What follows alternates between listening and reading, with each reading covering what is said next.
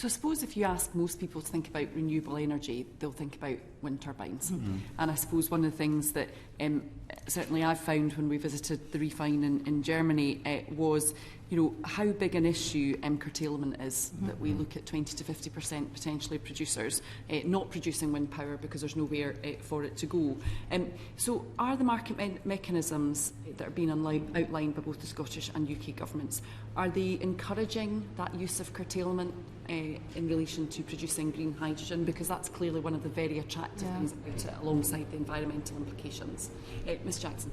So I think they will do, yes. I think curtailment is going to increasingly be an issue, and actually if we want to deploy more offshore wind, then effectively we need hydrogen in order to make that economically viable. I think that in the short term, whilst offshore wind is still in the process of scaling up, there will be less, as I think Will said, less curtailed energy available, and so electrolyzers, in order to be economically viable, need to have a certain sort of uptime, and so it will need to be curtailed wind alongside something else. I think most of the projects that we're looking at the moment, in terms of the larger scale green, are dedicated renewables, but in the future, once we have a slightly more dynamic energy system and dynamic energy mix there, I think we'll see sort of electrolyzers that will take energy from different sources at different times.